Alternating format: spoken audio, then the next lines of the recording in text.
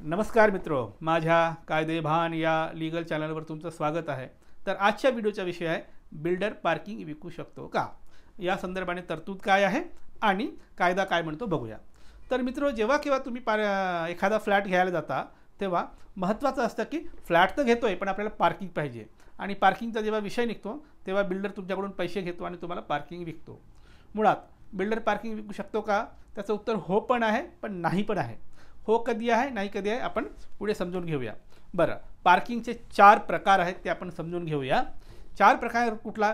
पहिला प्रकार आहे गॅरेज पार्किंग, दुसरा आहे कवर्ड पार्किंग, तिसरं आहे स्टिल्ट पार्किंग आणि चौथा आहे ओपन पार्किंग। एक साधारण असा समज आहे की बिल्डर 2 प्रकारचे पार्किंग विकू शकतो आणि 2 प्रकारचे विकू शकत नाही, असा एक समज आहे।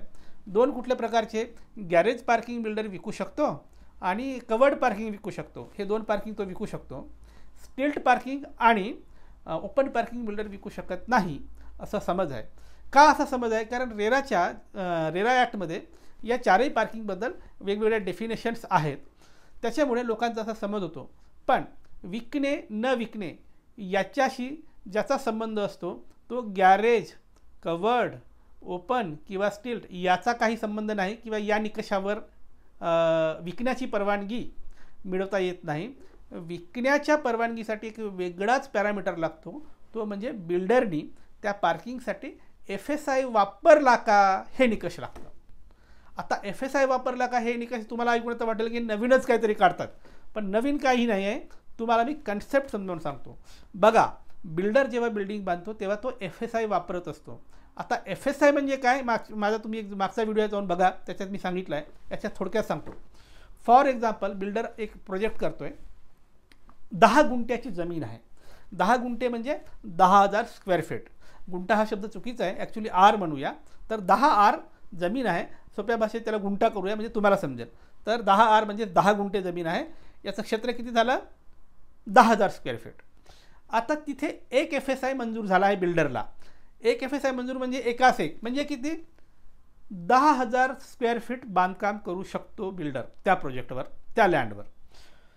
आता बिल्डर बिल्डिंग बांधतोय, समजा बिल्डरनी 10 मजल्याची बिल्डिंग बांधली या जमिनीवर, ज्या जमिनीवर एक FSI आहे। म्हणजे काय की त्यांनी 10 मजली म्हणजे एक मजला त्यांनी 1,000 स्क्वेअर फीटचा बांधला आहे।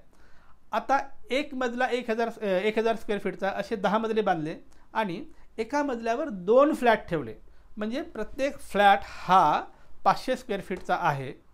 असं 500 स्क्वेअर फीटचे 2 फ्लॅट एका मजल्यावर, म्हणजे एक मजला 1,000 स्क्वेअर फीटचा, असे 10 मजले त्यांनी बांधले। तर त्याला जो काही FSI मिळाला 10,000 स्क्वेअर फीट, तो कंझ्युम झाला। आता या केसमध्ये बिल्डरनी त्याला मिळाला पूर्ण FSI कंझ्युम केला फ्लॅटसाठी, त्याच्यामुळे त्याच्याकडे पार्किंगसाठी FSI उरलेला नाही। त्याच्यामुळे अशा परिस्थितीत या केसमध्ये बिल्डर एकही पार्किंग विकू शकत नाही।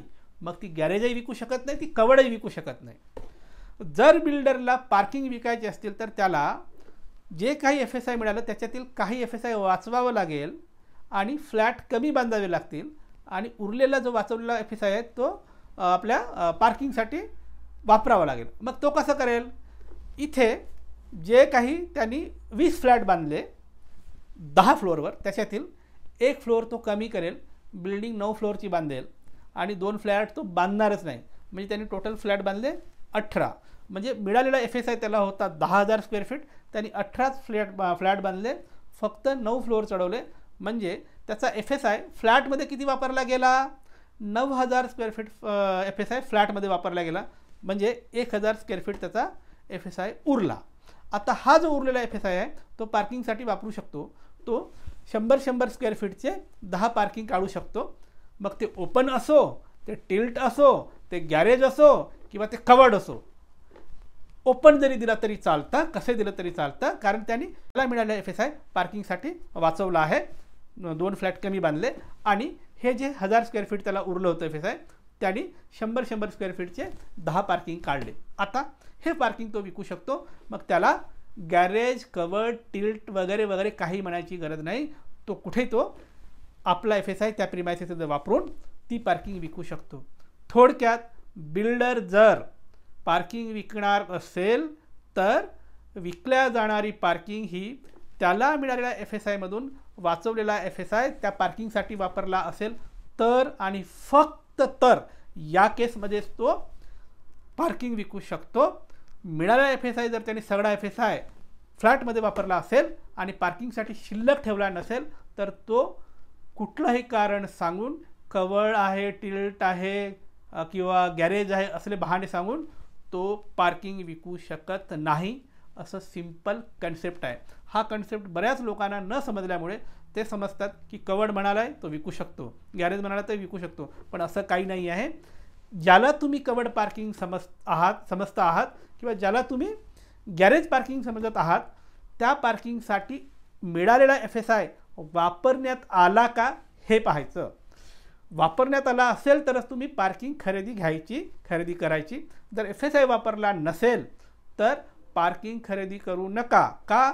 कारण बायलॉजमध्ये जो बायलॉ नंबर 81 आहे त्या अंतर्गत तुमचे सगळे पार्किंग रद्द होतात. जर बिल्डरकडून तुम्ही FSI न वापरता जर पार्किंग घेतलेलं असेल किंवा FSI न वापरता तयार केलेली पार्किंग विकत घेतली असेल तर बिल्डर जेव्हा सोसायटीला हँडओव्हर करून निघून जातो त्यानंतर सोसायटी बायलॉ 81चा पॉवर वापरून सगळे तुमचे पार्किंग रद्द करू शकते आणि हे सगळे पार्किंग सोसायटीच्या कंट्रोलमध्ये घेऊन हवं त्यांना वाटू शकते सोसायटी.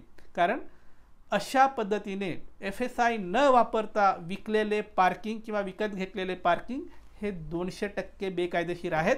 जर केस उद्या कोर्टात गेली आणि तुमच्या विरोधात कोणी दावा टाकला, तुमच्या पार्किंगवर क्लेम केला सोसायटीने, तर ती पार्किंग तुमच्या हातून जाते, तर ती पार्किंग सोसायटीच्या नावे जमा होते अशी तरतूद आहे. बरं, यात अजून एक महत्त्वाचं आहे.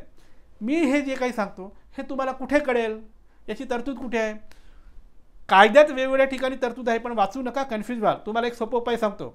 रेरानी सर्क्युलेशन नंबर 36 काढलेला आहे. एकतर रेराच्या वेबसाईटवर जा, सर्क्युलेशन नंबर 36 काढून वाचा, गुगलवर सर्च करा, तर तुम्हाला याची कॉपी मिळेल. तुमच्यासाठी मी याची कॉपी इथे टाकतोय. ही त्याची कॉपी आहे. 2 पानाचं सर्क्युलेशन आहे. हे बघून घ्या, याचा स्क्रीनशॉट काढा आणि हे सर्क्युलेशन नीट वाचा. या सर्क्युलेशनमध्ये या संदर्भाने माहिती दिलेली आहे. जसं मी